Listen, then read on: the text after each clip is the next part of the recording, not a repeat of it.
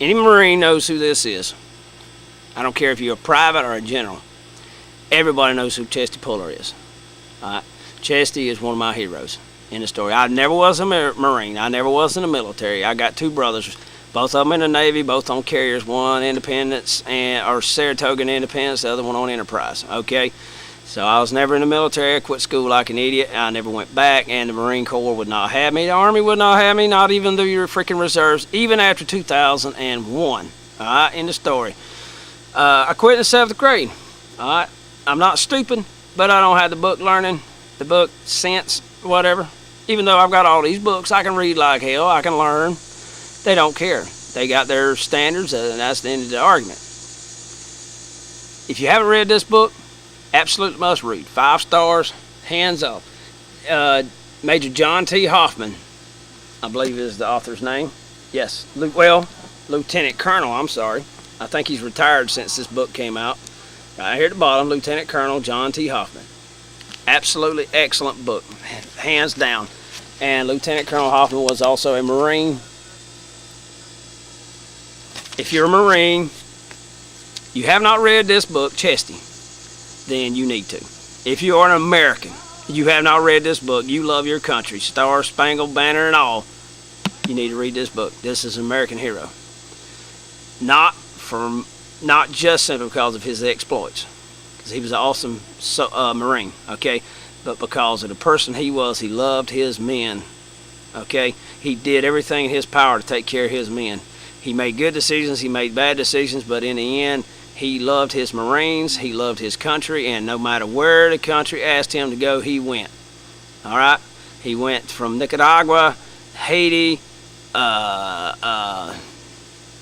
China, the Philippines, served all the way through the Pacific during World War II, and then his final war in Korea.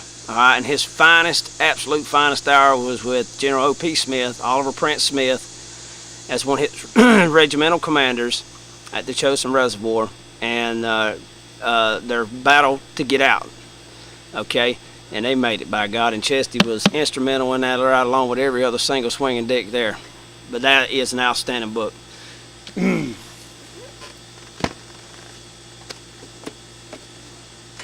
Already spoke about Carlos Hathcock, but here's a video. Paladin Press has this out. They probably have it on DVD now. Get on the internet, check it out. I don't know how to do the links and all that kind of stuff on here, so just say Paladin Press. There it is. Punch that into your freaking Explorer, find it. Carlos Hathcock, Marine Sniper, 93 confirmed kills, United States Marine. You hear me? Gunnery Sergeant. All right. Awesome. The video, The Ultimate Sniper. U.S. Army retired Major John L. Plaster. Okay. He has updated his book. I don't know if he's got a video on it. I do not have the book. I never could find it. But it's The Ultimate Sniper. He's updated it. He has done speaking tours with the military. There's been a couple of Marine and Army sniper teams that were overrun by insurgents and killed. And he's done a lot of training and all with the military in Iraq and Afghanistan since the war started.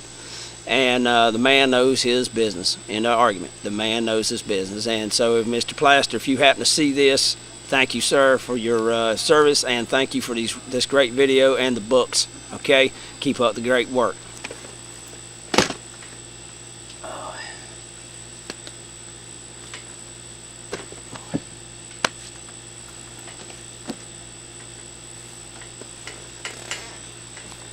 If you haven't read this, and you're in the military, you are an idiot. Why would I say such a damn thing as that when you probably can bust a cap in my hind end? Well, I'll put it to you this way. This book right here demonstrates what happens if you make mistakes. It also shows the perseverance, the durability, and the badassness, just put it that way, of the United States military when they don't have the advantage. All right, absolutely surrounded, damn near overrun. These guys did what had to be done.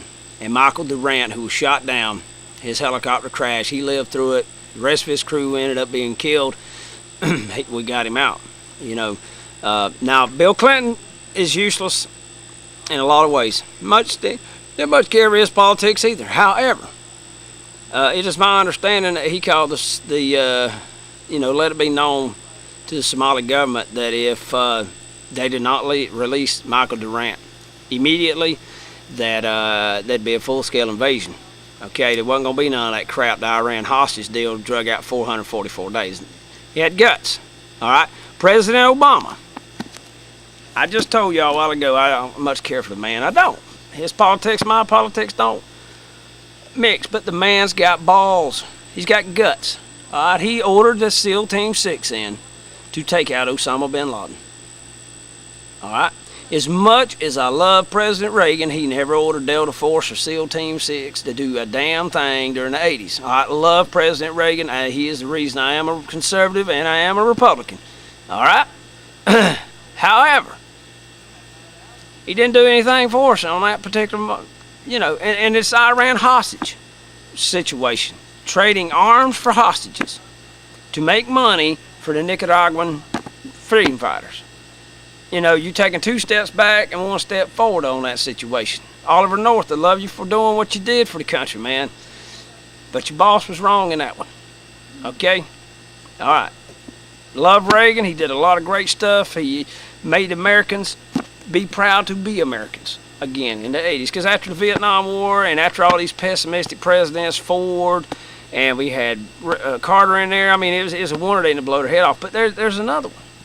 I didn't like Carter worth a flip, though he is from my home state of Georgia.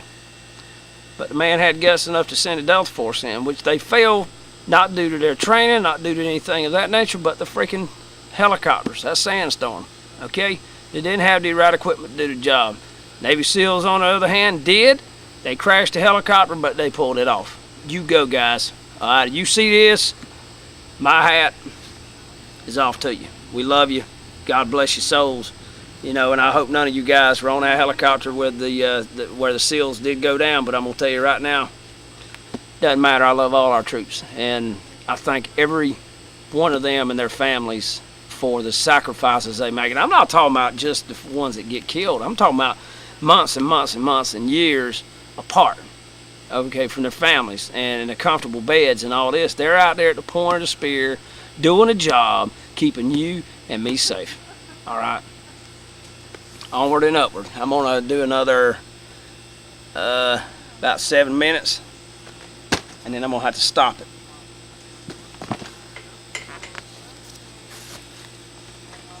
Alright, all you people online here, you out here doing guns and all that. If you use rifle in any way, shape, or form, you need to read this book. Alright. This is probably the most comprehensive book, and at the same time, it don't get in no bull crap. This is Colonel Jeff Cooper's book, Art of the Rifle. If I am not mistaken, this is his last book before he passed away. And I may be mistaken on that. I'm not an authority on him. But the man was outstanding. And I'm going to try to find a picture of Colonel Cooper. Oh, you know what his favorite rifle was? M1 Garand. Alright, his favorite rifle. And I don't think they're going to really have... Well, I'll tell you what, there's a... I'll just show you the back flap because people look at that anyway. That's Colonel Cooper. All right, Jeff Cooper.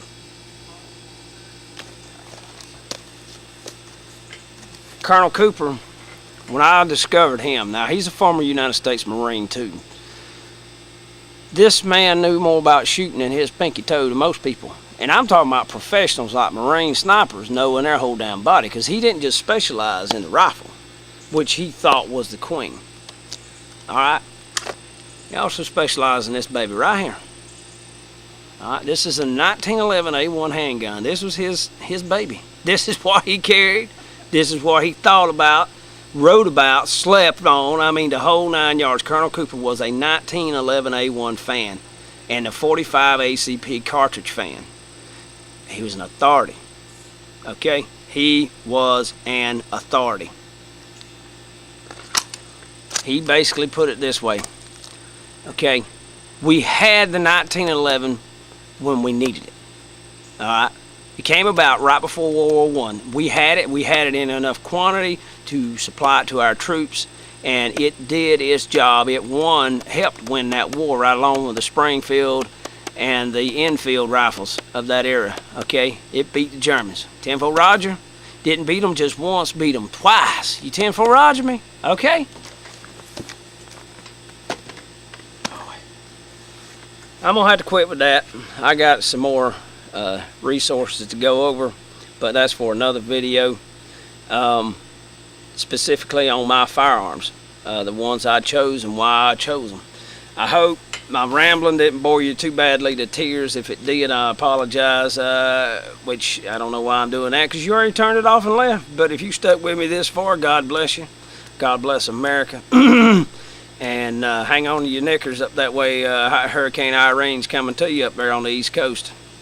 This is Mac Daddy 1911A1 with the Shade Tree Survivalists. We are signing off.